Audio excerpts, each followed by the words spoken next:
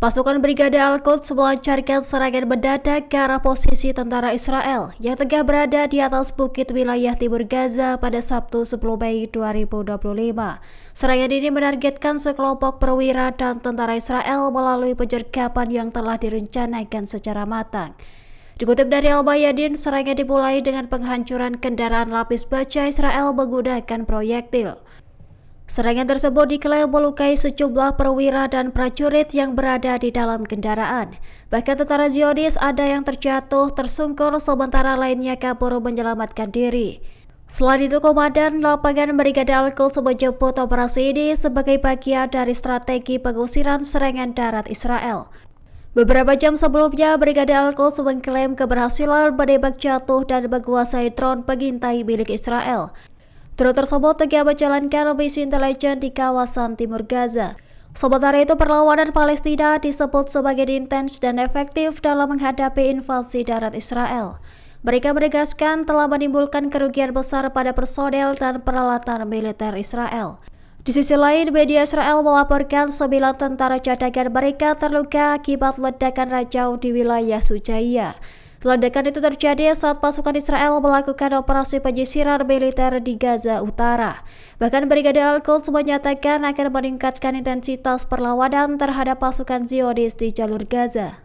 Presiden Amerika Serikat Donald Trump dikabarkan memutus kontak langsung dengan Perdana Menteri Israel Benjamin Netanyahu. Langkah ini disebut sebagai bentuk kemarahan Donald Trump lantaran merasa telah dimanipulasi oleh Netanyahu. Kabar tersebut diungkap oleh media Israel Arabi Radio Yadir Kozin sebagaimana dilansir Anadolu Agency pada Jumat 9 Mei 2025. Seorang pejabat Israel menjelaskan pemicu utama pemutusan kontak antara Trump dan Netanyahu. Menurutnya, Trump sangat benci dinilai bodoh atau mudah dipermainkan. Sementara itu, ketegangan juga dipicu kegagalan Israel menyodorkan rencana konkret terhadap Iran dan kelompok Houthi di Yaman.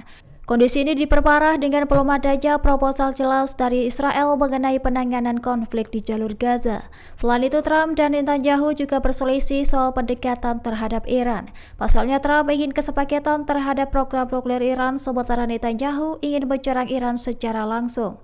Trump bahkan mendorong gencatan senjata di Gaza dan mengusulkan pembangunan wilayah itu sebagai wisata Timur Tengah.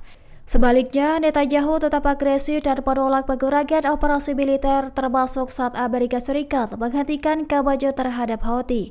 Lantas, perbedaan visi dan strategi ini membuat hubungan keduanya kian memanas, bahkan saling sindir di ruang publik dalam sepekan terakhir. Negara Qatar dan Mesir memuji keputusan Hamas membebaskan tawanan berkewarganegaraan ganda Amerika Serikat dan Inggris Eden Alexander. Dalam pernyataan bersama, keduanya menilai langkah itu sebagai isyarat niat baik dan sinyal positif menuju gencatan senjata.